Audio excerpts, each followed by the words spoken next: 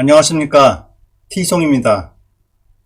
이번 주 주식시장이 많이 내려서 많은 분들이 힘들어 하실 텐데요. 저 또한 많이 힘들었습니다. 그리고 다시 한번 주식시장에 접근하는 데 있어서 좀 더 철저히 준비해야 되겠다. 그런 마음을 가졌습니다. 자, 그러면 오늘은 저의 리스크 관리법에 대해서 설명하도록 하겠습니다.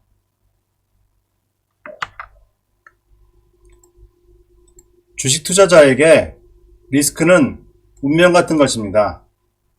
투자자는 주식하는 내내 수익과 리스크 사이에서 고민하고 결정을 내립니다. 리스크를 피하고 싶다고 해서 100% 피할 수도 없습니다. 특히 요즘처럼 변동성이 심한 경우에는 더욱 리스크에 노출되어 있습니다. 그러나 주식의 원리를 몰라서 어이없이 손해보는 일은 줄여야 합니다. 주식의 원리를 모르고 매매에 임한다면 장기적으로 본인 계좌의 금액이 필연적으로 줄어들 수밖에 없습니다. 때로는 손실을 보더라도 적게 봐야지만 다음 기회를 노릴 수가 있는 것입니다.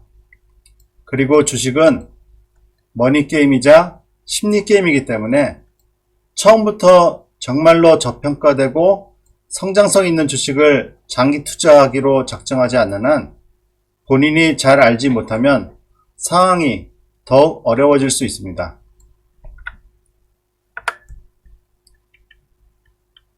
자, 제가 지난 영상에서 월봉 캔들의 중요성을 설명했는데요. 되도록 월봉이 양봉인 종목을 매수하는 것이 좋다, 이렇게 말씀드렸습니다. 그러나 월봉이 양봉이어도 조심해야 할 구간과 시기가 있는데 오늘은 이 내용을 포함하여 제가 하는 저의 리스크 관리법을 소개하도록 하겠습니다. 자, 첫 번째로 월 초부터 강하게 하락하는 종목은 피한다. 여러분, 월 초부터 강하게 하락하는 종목은 한마디로 재수없다, 이렇게 생각하십시오.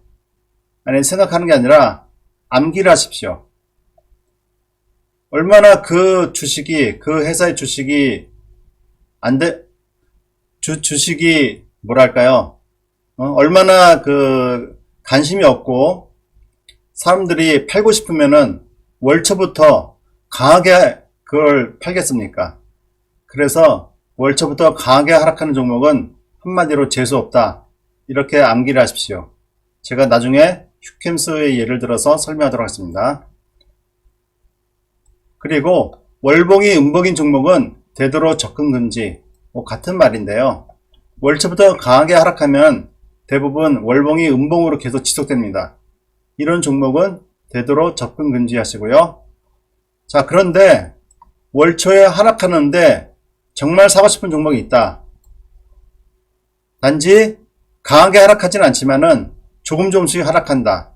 그런데 사고 싶다. 그러면은 월 중순이나 하순부터 분할 매수하는 방법, 이렇게 하기를 권해드립니다. 자, 그러면 휴캠스 일간 차트 한번 보도록 하겠습니다. 자, 이게 휴캠스 일간 차트인데요. 자, 월 초에 잠깐 반짝했다가 이게 쭉 하락하고 있는데요. 자, 보시면은 여기 기관들이 아주 강하게 매도하고 있습니다. 자, 이 주식이 얼마나 보기 싫으면 이렇게 내다 팔까요? 여러분, 이런 주식은 절대로 묻지도 말고 따지도 말고 그냥 일단은 접근을 안 하는 게 좋습니다.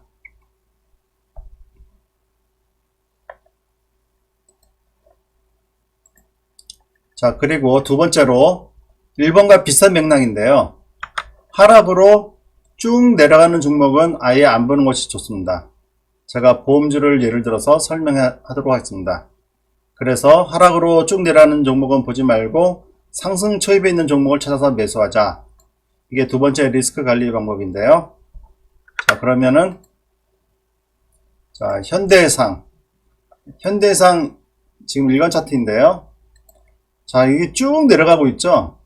이것도 뭐 월봉이 음봉이고 월초부터 강하게 내려가고 있지만은 비슷하게 쭉 내려가고 있습니다. 이런 종목은 아예 쳐다보지 않는 게 좋습니다. 자, 그리고 여기 보면은 기관들, 외국인들 다 같이 줄기차게 매도하고 있습니다. 이런 종목이 많이 빠졌다고 해가지고 관심을 갖는 분이 계실 텐데, 자, 이런 종목은 언젠가는 상승할 거로 뭐 보고는 있습니다. 근데 문제는 그 언젠가가 그야말로 언제인지 그건 아무도 모르기 때문에, 그래서 마음고생은 마음고생대로 하고, 그 다음에 계좌의 금액은 줄어들고, 그래서 정신적으로 스트레스 받고요. 그래서 아예 처음부터 이렇게 내려가는 종목은 되도록이면은 보지 말자. 저는 이렇게 말씀드리고 싶습니다.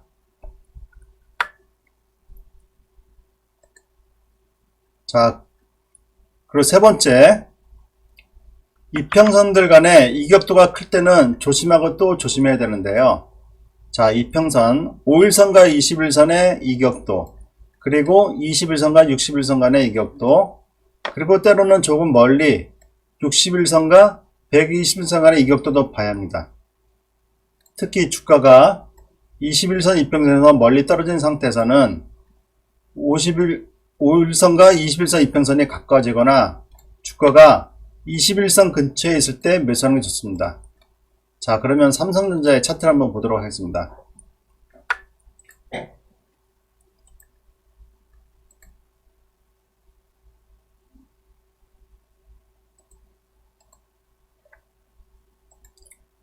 자, 삼성전자 보시면은, 자, 지금 요 파란색 선이 61선이고요.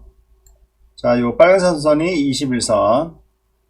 그리고 요 검정색 선이 지금 데드크로스가 좀 났는데요.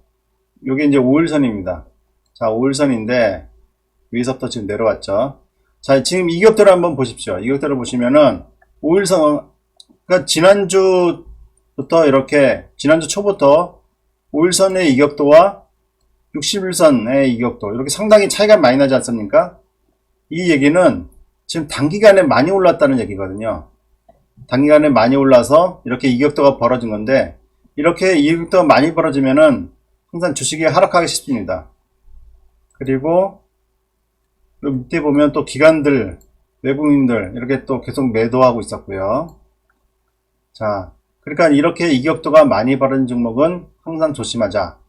이게 저의 리스크 관리 세 번째입니다. 자, 그리고 네 번째로는 주가가 전고점에 접근했을 때, 주가가 전고점에 왔다는 것은 기존에 손실 보고 있는 사람들의 매도 물량이 나올 수가 있습니다.